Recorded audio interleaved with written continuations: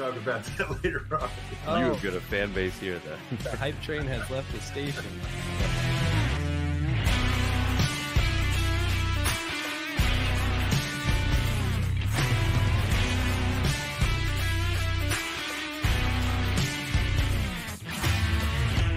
How old did you say this was?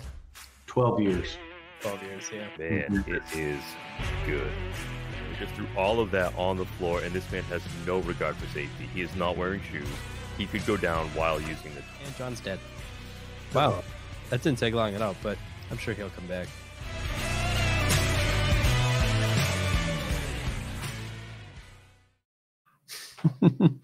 Well, welcome everybody. Happy Tuesday. Thank you for joining us. If you're drinking something awesome, go ahead and let us know. Leave us a comment. It's always cool to hear what you guys are drinking. We certainly drank our fair share of things over the first half of 2021. But before we, it's a tough job. Someone's got to do it. But yeah, let us know. If you're drinking something awesome, feel free to tell us. We'll get into what we're drinking here in a moment. I'm trying to think. Let's hit on some our bourbon news. If you're watching this, I'm actively running through the countryside of Kentucky. Hopefully I still have pants out there picking barrels. There's some cool stuff coming. So watch your email, watch the tweets and the Instagrams. I'll try and post some updates, but quick update for tonight. So, hey, John, how you doing? I'm doing well. How are you doing? Man, life is good. I can't complain. Most certainly. Well, I mean, you could complain, but I'm not going to believe you. And I'm going to be like, listen, as of right now, you're in Kentucky, just guzzling it straight out of the barrels. I saw that straw you brought with you. I know what you're doing. Curly straw, man. Can't get on the plane without it. It's true. Yeah, this is like the hopefully I'm still on this planet by then. This is like the ghost of take present, but in the future. And at some point it'll be the past. It's like that scene in Spaceballs, like when will it then be now?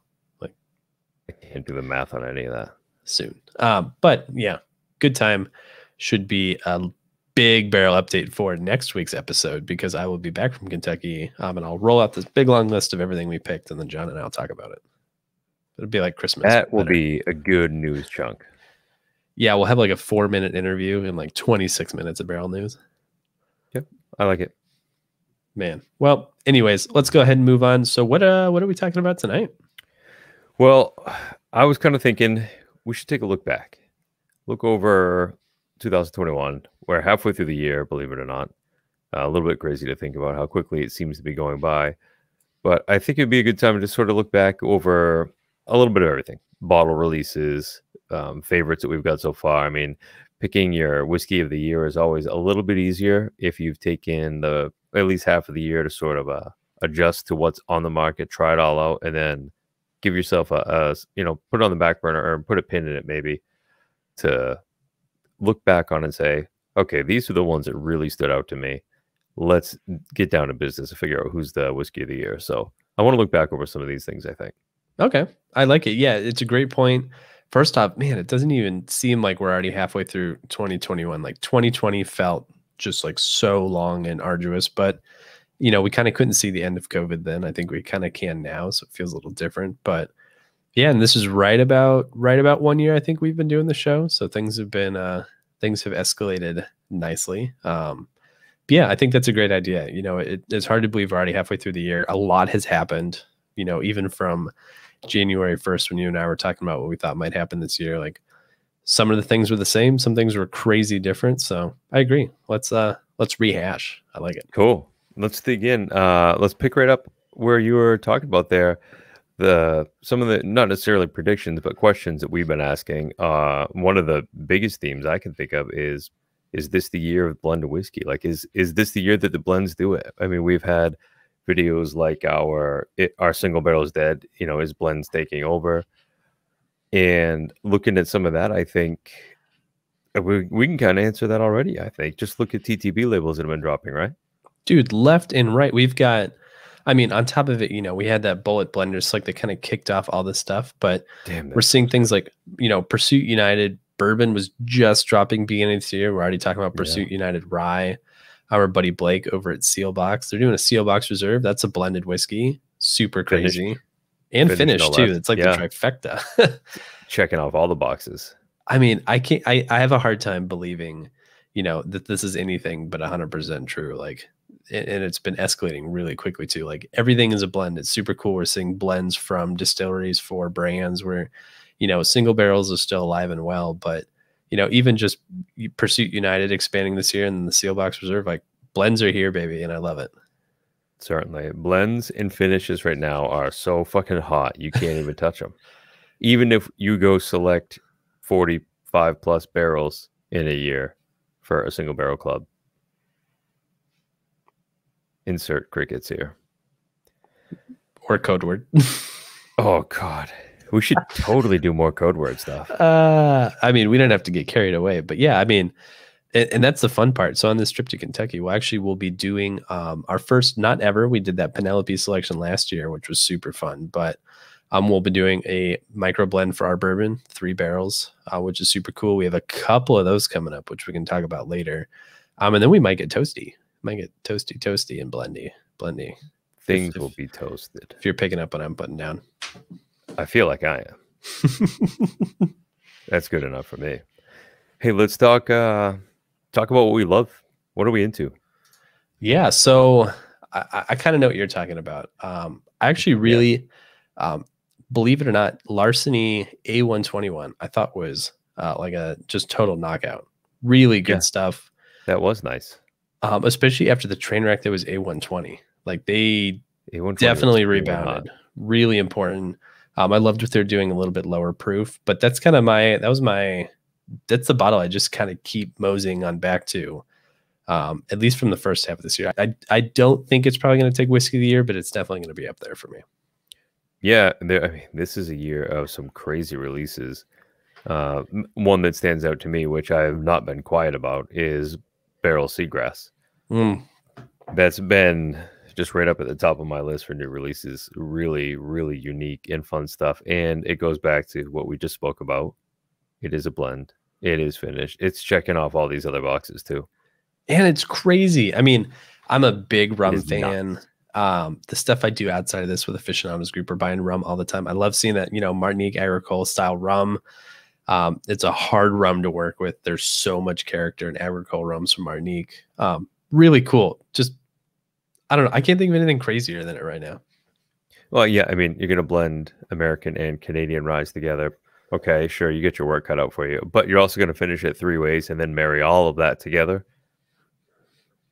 I would say good luck, but evidently they don't fucking need it. No, they, especially too, because like Armida was kind of crazy, right? Like Armida off the fucking wall. And I'll be straight with you. It took me a minute. My first tasting, I was like, I don't even know what I'm tasting, if I like this or not. And then now I'm kind of a little bit hooked on it. I mean, it is like a really tasty, wild ass expression that you never had before. Definitely. I would consider both of these like off the wall whiskey, but they're in completely different directions. Like Armida was off the wall and I was like, I don't know if I like you. And then a couple weeks later, I was like, no, I don't like you. I love you. But I opened Seagrass and was like took one just big like sniff and I was like, oh baby. Like, yeah, we're all here. I needed to do was shove a straw right into that Seagrass bottle the day I opened it. Yeah. Yeah. And I think that's honestly, I mean, I don't think we knew that was coming. Like if someone was like, hey, what weird thing do you think Barrel's going to do next? In January, I would have been like, definitely rye. I would have thought they would have been going more for, some of their bourbon selections, maybe some of their rum stuff. The rye with those crazy finishes came so out of left field for me. Totally. And I think it was just really something that stood out.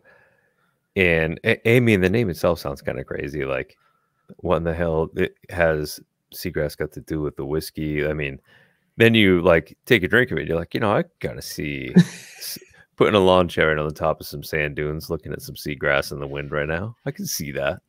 Oh yeah, it just like, and it's weird because people assume tropical means like pineapples, coconuts, but seagrass, is a very, and maybe it's just the color scheme. Like it looks like that beautiful ocean, but I feel very springy. I want to like put on my Hawaiian print T-shirt and just like go drink seagrass on the porch all day. Yeah.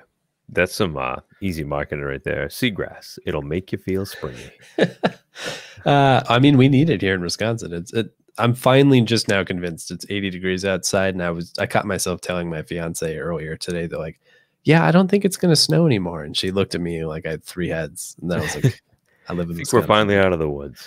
Yeah. I was like, I think summer's finally here, but like all things we have to look forward to. We're in summer now. We have fall and winter coming. I'm a genius. That was a great segue. What are your predictions for the second half of 2021? You got anything you think we're going to see based on the year so far? I really hate predicting shit. I don't think earlier in the year that I would have told you half the stuff that's kicking around here. I mean, aside from broad stroke and something like, I think this year is a big year for finished whiskey. Yeah. Fuck, Whistle Pig 7 was part of that too with their finished stuff. I think we could see some good stuff come out of Vermont this year. I think that could be a thing that happens. The Whistle Pig from last year, I believe they alluded to that being a part 1 of a 2-part series. So I am interested to see what goes on with that brand, especially because I'm a big rye nut and I like a lot of the stuff that they do. So I'm interested to see where they go. I don't know if I have like a whole hell of a lot much more in the way of predictions. I mean, I don't want to try to predict like product releases because I'll just look like a fool when those are way off. No, but I mean, like, you know, we had hunches at the beginning of the year, and like now we know our hunches were kind of right. So I'm curious, like, are we ballsy now? Like, do we try and, you know, do you have any bold guesses? But I think you're square on and fine. Yeah, I don't have anything in the like, not in the way of I really felt like there was a shift through 2020. I mean, so many more things are happening virtually, which made, I think, single barrel access easier for a wider group of folks to get into, which sort of spurred me into thinking, you know, this could be a year where private blending or finishing or things like that seem to take off. And, you know, we probably have a little bit of a recency bias on it or something, but it just seems sort of like this is the year of that so far. So I'm just going to sort of rest on the laurels of our previous predictions and see how that goes for us.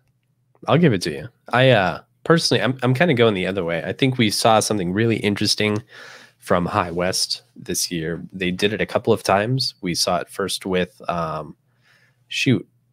with Bouray. Sorry, Bouray. I don't know, man. That's a word that's not going to work well with me. Yeah, your voice. Don't hoist it up. But Bouray was the first product that they had a wide release. They decided to bring it back to a limited release, and now it's a distillery only release.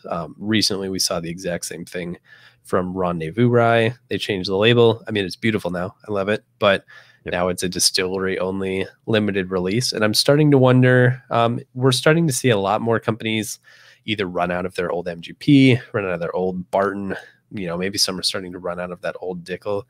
I think we're going to see a lot of distilleries that have been kind of resting on that source juice flip over within the next 6 months. I think we'll see at least a couple more products that were, you know, pretty available. I don't know if MGP is going to discontinue like Rossville or anything, but, you know, I kind of wonder, you know, and everyone says like the year of source whiskey is dead, but we've got to be running dry on those really old stocks. And the people who had tons of those barrels are starting to run low too. But I can see more products kind of compressing. We've seen like Weller expand over the years. So we've seen some portfolios like expand, but I think we're going to see a lot more compress and like focus on protecting the core and maybe making things harder to get. But that's just kind of my hunch. I don't know that I think it's a bad move. Like, I don't think it's wrong, but I think by the end of the year, I'll have more of an opinion on it. Okay. Well, I guess that's a fair enough sort of prediction or look ahead. Other things that we could look ahead on is turkey, which is right about this time, pretty hot with the Russell's 13 that's going to be kicking around, or is, I guess, starting to show up around. Oh, yeah. And then also the additional 13-year export market, their father and son release. Sure. So turkey's got some cool stuff coming around, which is one of them is technically a limited edition. It's going to be a annual release, but still another LE coming out of Turkey that's not Master's Keep, which is, I think, we're getting what we're asking for here. You know, we as whiskey geeks are saying, give us age-stated whiskey. We want it old, we want it high proof, and we want it somewhat available. We're getting, 2 out of 3. Yeah. And I think that's perfectly, I can be content with that. I don't feel like we're missing out on a ton. Yeah, Brussels Reserve 13 is gonna break the internet. I keep saying it over and over. So, I mean, I think it's cool. So we're wrapping up the first half of the year. We'll come back. We'll kind of see. I'm really curious. I think it's going to be a banger of a year. We've got more spirits competitions than ever, throwing out medals. More people than ever are still kind of in that pandemic mode. But I don't know. I'm looking forward to another 6 months of these streams. We'll see where we're at. And this has been it's been a good time, John. It's hard to believe like we're already halfway through the year and coming up on our year anniversary of Weekly Whiskey, which is its own thing to celebrate. But what a wild ride it's been. Yeah, that's an occasion to bust out a few bottles and go crazy, I think. Wake up with no pants on. we lived in death as we did in life. Yeah.